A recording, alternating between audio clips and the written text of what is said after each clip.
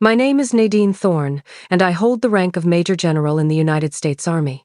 But to my family, I've never been anything more than an inconvenience in uniform. They didn't see a daughter who served her country or a sister who rose through the ranks in war zones half a world away. They just saw someone who refused to stay small and silent someone who didn't play by the family's rules. I hadn't spoken to my mother or sister in almost a decade. Not since the funeral. Not since they let me stand in the back, in full dress uniform, while they posed for photos at my father's casket like it was a family brunch. I'd stopped trying after that. No phone calls, no visits, just the silence we all seemed to prefer. Then, 2 weeks ago, a wedding invitation showed up on my desk at the Pentagon. A clean white envelope with my name printed in full. Nadine Thorne, no rank, no recognition. Just the name they still used when they wanted me reduced. The return address was my mother's house in Virginia. And the event? My younger sister Emily's wedding. She was marrying a man named Gavin Rowe. That name alone made me freeze. Captain Gavin Rowe. A soldier I once pulled out of a collapsed safe house in Syria. I'd dragged him through burning rubble with shrapnel in my leg and smoke clawing at my lungs. I still have the scar. I stared at the envelope for a long time. My aide thought it was a joke. The others in my office didn't know what to say.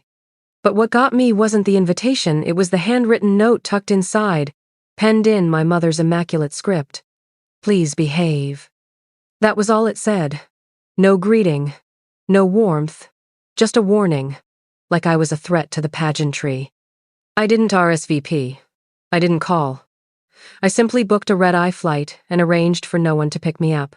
I didn't go to be celebrated. I didn't go to reconnect. I went for one reason: to be seen. Not in a dress, not with a smile painted on. I went as myself, as the daughter they disowned, the sister they mocked, the soldier they tried to erase. What I didn't expect was for the groom to salute me before the ceremony was over. And when he did, when he called me ma'am in front of 100 guests and introduced me by my true title, my sister's smile collapsed. That was the moment they stopped calling me a disgrace. That was the moment they remembered exactly who I was. The wedding invitation sat on my desk for 3 days before I touched it again. There was something surgical about how they had written my name, Nadine Thorne. No rank, no title, like a paper cut from the past. Not even a "with love" or "we hope you'll attend." Just that terse note from my mother. Please behave. That's what she always said when she didn't want me to speak. The office was quiet that evening. Most of the brass had already left for the night. I stood by the window of my quarters overlooking the Potomac, dress uniform pressed and hanging like a memory in the corner. The hum of fluorescent light buzzed behind me. It was the kind of night where even the air felt expectant. That's when General Simmons knocked 2 sharp raps. Then he entered without waiting. He never waited. He was the closest thing I had to family in this line of work, and he'd seen me through enough campaigns to know when something was eating at me. He glanced at the envelope on my desk. Of course, he already knew. "You going?" he asked, tone neutral. "I haven't decided." He took a seat, resting one leg over the other, fingers steepled under his chin. "Your sister?" I nodded. "The one marrying Rowe?" Another nod. Simmons let out a soft whistle. "He was the one you pulled from the rubble. Had half a beam pinning his leg. Hell of a rescue." "I remember." My voice was flat. "I still have the scar." There was a pause between us, but it wasn't uncomfortable. It was the kind of silence military people understand, where everything worth saying doesn't need to be spoken aloud. "You really thinking of going?" he asked again, more softly this time. I didn't look at him. I just said, "I don't know what they expect. An apology? A smile? Maybe just my quiet compliance." He leaned forward. "Then don't give them any of it. Go because you choose to. Go because you earned the right to stand in the room and not flinch." I let that sit for a moment. Then I nodded once. That night, I booked a red-eye to D.C. under a civilian alias. I wore civilian clothes. I told no one, not my driver, not my aide, not even Simmons when I left. The flight was half empty.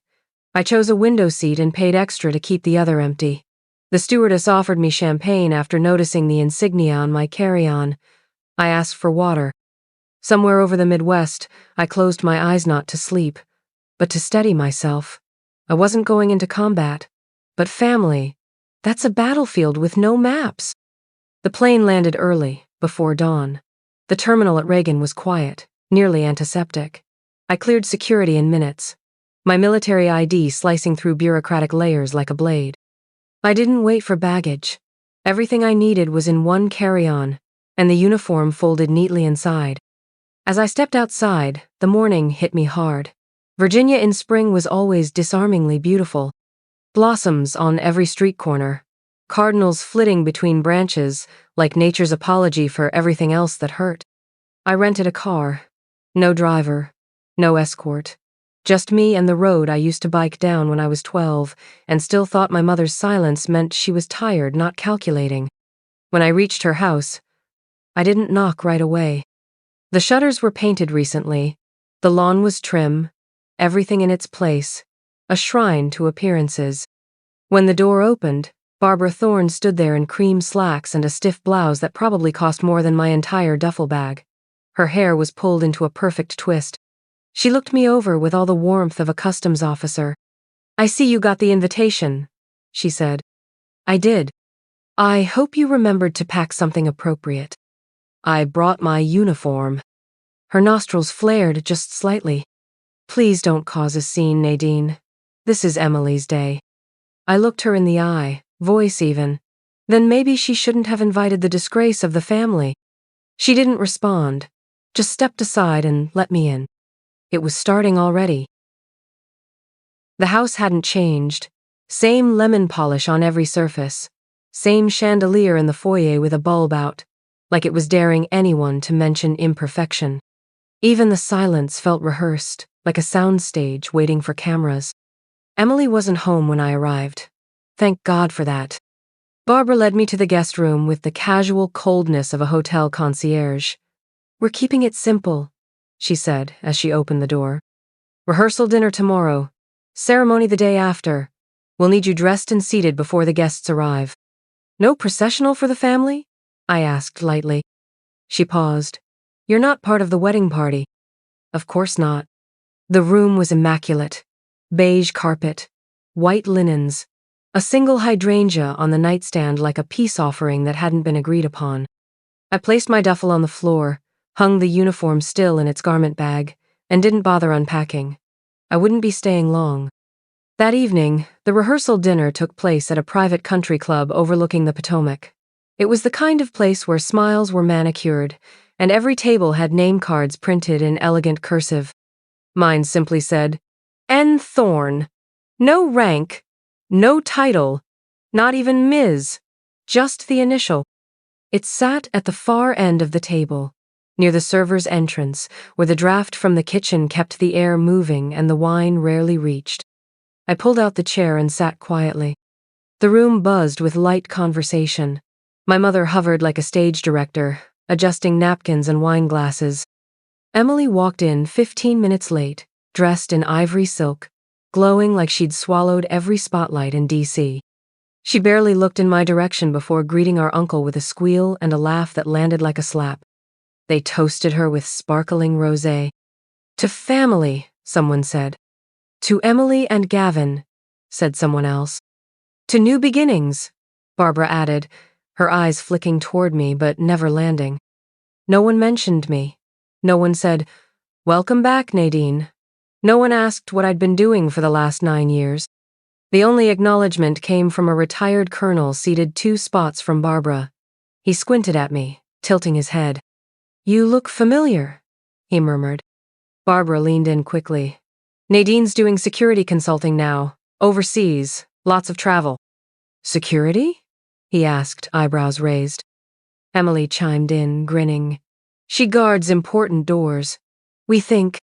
The table chuckled. My eyes dropped to the salad fork. Polished, symmetrical, harmless. I didn't say a word, but when the colonel looked back at me, his expression shifted. "Weren't you Afghanistan? 2011? Operation Spearpoint?" I held his gaze. "Yes, sir." He opened his mouth to say more, but Barbara touched his arm. So, about the dessert options. I looked down again and took a sip of water. It tasted clean and cold. Even in that room, where everything was staged, something had cracked. They didn't say it yet, but they were beginning to remember. The morning of the ceremony arrived with too much sun. Emily had chosen a colonial-style church on the edge of Old Town Alexandria. It looked like it had been lifted from a postcard whitewashed brick. Wrought iron gates, stained glass windows casting pastel light through the foyer. It was beautiful and curated, everything in its place. Except me. I arrived early, as instructed. My mother's voice echoed in my head. Be discreet, blend in, no statements. I wore my full dress blues anyway.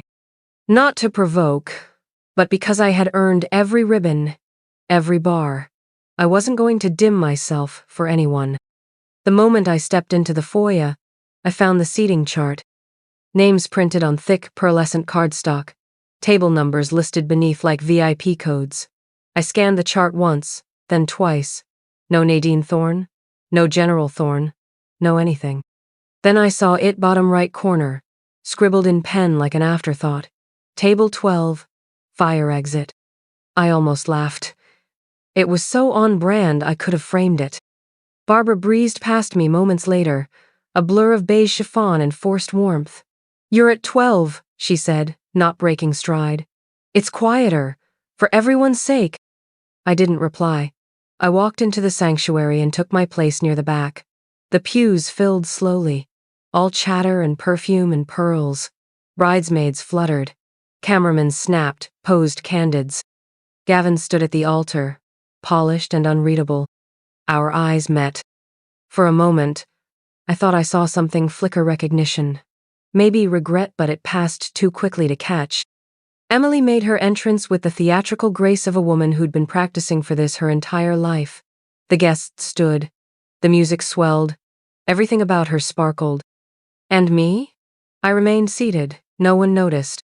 When the priest invited immediate family to come forward for a special blessing, I stood by reflex. But before I could move, Barbara's hand brushed my arm light, but firm. This moment isn't about you, she whispered. Her voice was sweet, almost maternal. Almost. I looked at her, then at the altar, then at my sister kneeling next to the man whose leg I had once stabilized with a field tourniquet and half a prayer. I sat back down. The blessing moved on without me. Later, in the reception hall, I found my table tucked behind a floral column near the catering door. My place card read N. Thorne in tiny script. The napkin at my setting didn't match the others. The waiter skipped me when pouring wine. I requested a glass. He checked his list and shook his head. Non-drinking guest. I didn't correct him. I just poured my own from the bottle left, unattended at the next table. Across the room, Emily twirled and posed. Gavin stood at her side, always one hand resting lightly on her back. Neither of them looked at me. But I had a feeling that was about to change. The microphone caught the light like a weapon. Emily stood at the center of the ballroom, champagne flute in one hand, the mic in the other, glowing under the chandeliers like she was born to be worshipped. Her wedding dress shimmered with every movement. She didn't just smile, she commanded. To love, she said sweetly, voice ringing with well-rehearsed charm. To family, to loyalty. She paused, let the words linger. And to surprises. There was laughter, light and polite, until she turned toward my table. Even my big sister made it, she said, lifting her glass. All the way from wherever she's stationed now. Still guarding those mysterious doors, I suppose. A few chuckles scattered across the room. Emily's smile widened. Let's give a round of applause for the quiet sentinel in our lives. More laughter, warmer this time. Some uncomfortable glances, but no one stopped her. Then Barbara added her own line, voice crisp and cutting. She may be the family's shame, but at least she showed up on time. That broke something. The room tipped with amusement. I rose not fast, not flustered, just deliberately, like a tide that had been waiting. Conversations cut off mid-sentence. Wine glasses stilled. Emily tilted her head. Oh, come on. It's a joke. Lighten up, Nadine. You always took everything so seriously. Before I could respond, Gavin moved. He stepped forward, quietly, steadily, through the sea of tables and startled guests. Every photographer turned, every breath held. He reached me and stopped one pace away. Then, with full precision, he saluted. A crisp, formal, military salute, not to a sibling, not to a guest, but to a commanding officer. "Ma'am," he said, voice clear, "please forgive my wife." He turned to face the room. "This is Major General Nadine Thorne, former commanding officer. She didn't just serve. She saved my life." Gasps rippled, audible, tangible, like the whole ballroom forgot its own script. Emily's hand trembled. The microphone slipped from her fingers and struck the floor with a flat, echoing thud. She collapsed into a chair, face drained of color. Barbara stood, but no words came, just a broken whisper of my name. And me? I didn't blink. They didn't speak, not because they didn't want to, but because any word now would confirm what they had done. I stood quietly, Gavin still beside me, his hand now lowered to his side. His spine remained straight. The weight of the moment didn't need amplification. It pressed into every guest, into the folded linens, into the champagne that no one dared sip. Then came the second shock. From table 2, near the orchestra, an older man rose. Colonel Rourke, retired. He had commanded the 87th Infantry the year I joined. He saluted. Then a woman in navy blue. Her salute was slower, but no less deliberate. And a third, a former West Point instructor. One by one, they stood for me. Barbara looked around, desperate to reel the night back under control. "This isn't the time," she hissed, trembling. But no one was listening to her anymore. For the first time in years, I was no longer the shadow at the edge of their story. I was the axis around which it now turned. Later that evening, my mother pulled me aside in the lobby of the hotel. Her pearls were gone. Her lipstick faded, but the mask remained. "You certainly made your point," she said, trying to smile. I didn't answer. She folded her hands. "There's media interest. Some photos? Questions about your role? If you could give a short statement just to clarify, for the family's sake." I stared at her. "You want me to protect the image you built by cutting me out?" Her smile cracked. "We just weren't prepared. We didn't understand what your career meant." "No," I said. "You understood. You just didn't care." She looked down. "It wasn't personal. That's the problem. It should have been." She went quiet, but I didn't wait for an apology that wouldn't come. I turned to leave. "You could at least help us clear it up," she called after me. I paused in the doorway. "Barbara," I said softly, "I spent half my life shrinking to make room for your comfort. That era ends tonight." And I walked away, leaving behind the table I was never meant to sit at. 2 weeks after the wedding, I stood behind a podium beneath the Pentagon seal. No dress blues, no decorations, just a tailored suit and the truth I had carried in silence for far too long. "There are protocols for combat wounds," I said, "for grief, for trauma. But what do we offer those betrayed, not by enemies, but by their own families?" No one moved. I introduced the Sentinel Foundation, a national resource for service members targeted by internal sabotage. Not from across a battlefield, but from within kitchens and phone calls and living rooms, from siblings, spouses, parents. "Sometimes the injury is trust," I told them, "and we need to stop pretending those wounds don't count." I didn't name Emily. I didn't have to. The headlines filled in the blanks for me. I didn't correct them. Instead, I stepped away from public life. I retired quietly, bought a small home on the coast of Maine, and started painting again. No medals on the wall. Just a sea breeze, an old easel, and the version of myself no one ever tried to rewrite. One afternoon, a boy from the village came to deliver bread and asked, "Were you really a general?" I smiled. "Yes," I said. "But more importantly, I never stopped standing up for what mattered. He nodded and ran off before I could say more. Back inside, I sat at my desk and looked out over the Atlantic. The waves were constant, unbothered, free. My mother never apologized. My sister never reached out. But these days, when they say my name, they say it differently. They pause. They measure it. They say it with care. Not because they suddenly love me, but because now they know they can't erase me.